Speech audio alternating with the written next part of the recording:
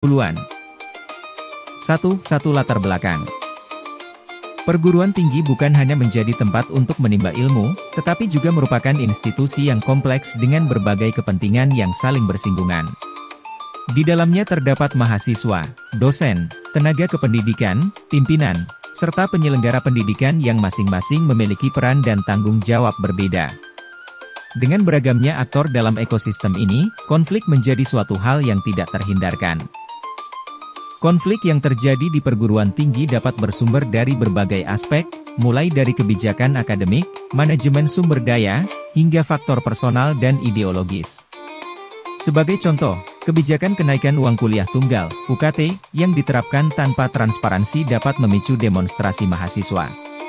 Demikian pula, keputusan pengangkatan rektor yang dianggap tidak adil dapat menimbulkan ketegangan antara dosen dan pihak penyelenggara perguruan tinggi.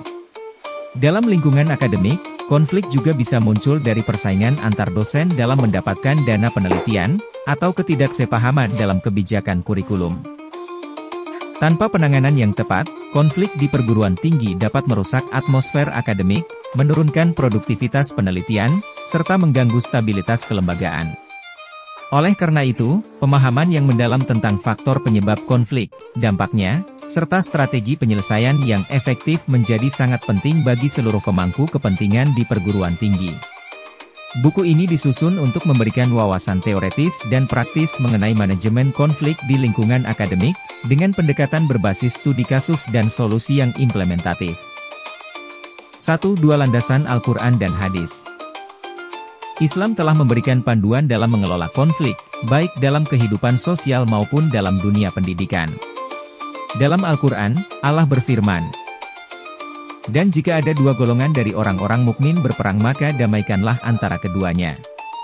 Quran Surat Al-Hujurat, 9. Ayat ini menegaskan pentingnya upaya mendamaikan pihak-pihak yang berselisih. Dalam hadis, Rasulullah Shallallahu Alaihi Wasallam juga bersabda, "Sesungguhnya perdamaian diperbolehkan di antara kaum muslimin, kecuali perdamaian yang mengharamkan yang halal, atau menghalalkan yang haram." Hr. Tirmidzi. Konsep islah, rekonsiliasi, sangat ditekankan dalam Islam, sehingga penyelesaian konflik di perguruan tinggi idealnya mengedepankan musyawarah dan penyelesaian berbasis keadilan. 1. Nilai budaya Nusantara dalam penyelesaian konflik. Masyarakat Nusantara memiliki kearifan lokal dalam mengelola konflik, di antaranya musyawarah mufakat, model penyelesaian konflik yang menekankan diskusi bersama hingga tercapai kesepakatan. Kompromi berbasis gotong royong, prinsip menyelesaikan masalah dengan menitik beratkan kesejahteraan bersama. Restorative justice, sebuah pendekatan yang digunakan dalam penyelesaian sengketa adat yang mengutamakan pemulihan hubungan sosial daripada penghukuman. Dalam konteks perguruan tinggi, budaya ini dapat diterapkan melalui forum diskusi akademik dan penyelesaian berbasis mediasi. 1. Kajian teori tentang konflik. Beberapa teori yang relevan dalam memahami konflik di perguruan tinggi antara lain.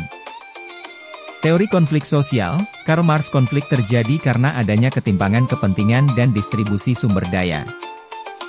Teori interaksi simbolik, George Herbert Mead. Konflik muncul akibat perbedaan makna dan simbol dalam komunikasi.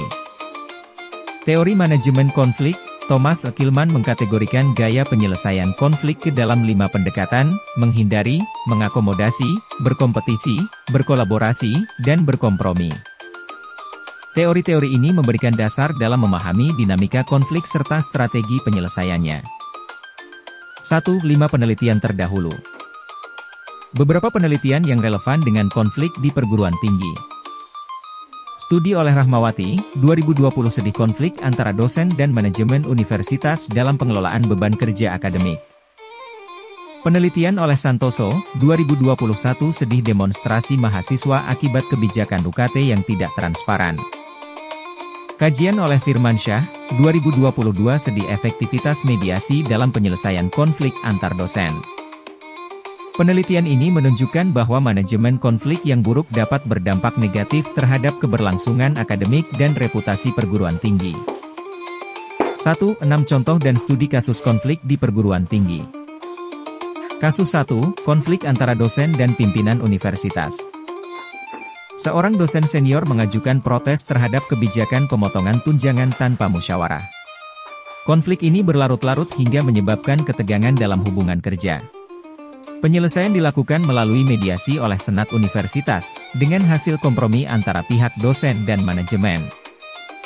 Kasus 2, mahasiswa melakukan aksi demonstrasi. Mahasiswa dari sebuah perguruan tinggi negeri melakukan aksi protes atas kenaikan UKT yang dianggap tidak sesuai dengan kondisi ekonomi mereka. Pihak universitas akhirnya mengadakan audiensi terbuka untuk memberikan transparansi kebijakan keuangan. 1. 7 solusi penyelesaian konflik di perguruan tinggi. Beberapa pendekatan penyelesaian konflik yang dapat diterapkan. Mediasi dan musyawarah, menciptakan forum diskusi yang melibatkan semua pihak terkait. Pendekatan hukum dan regulasi, menyelesaikan konflik melalui jalur hukum jika tidak dapat diselesaikan secara internal.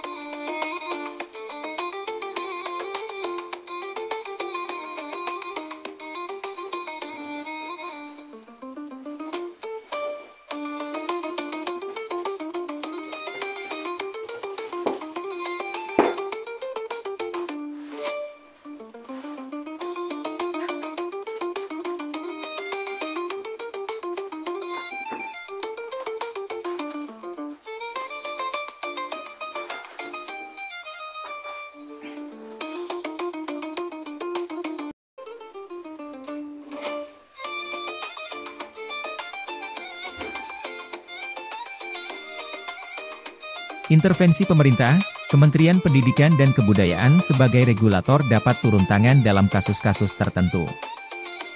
Kompensasi dan negosiasi, jika memungkinkan, kompensasi dalam bentuk beasiswa atau insentif dapat diberikan untuk meredam konflik. 1. 8 referensi dan sumber. Al-Quran dan Hadis. Karl Marx, Konflik Teori, dalam The Communist Manifesto. George Herbert Mead, Mind, Self, and Society. Rahmawati, Konflik Akademik di Perguruan Tinggi, Jurnal Manajemen Pendidikan, 2020.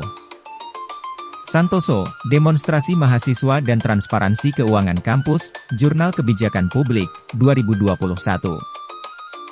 Firmansyah, Efektivitas Mediasi dalam Konflik Akademik, Jurnal Hukum Pendidikan, 2022. Bab ini memberikan dasar yang kuat untuk memahami dan mengelola konflik dalam perguruan tinggi berdasarkan perspektif agama, budaya, teori akademik, serta penelitian terdahulu. Dengan pemahaman yang baik, diharapkan perguruan tinggi dapat menciptakan lingkungan akademik yang harmonis dan produktif.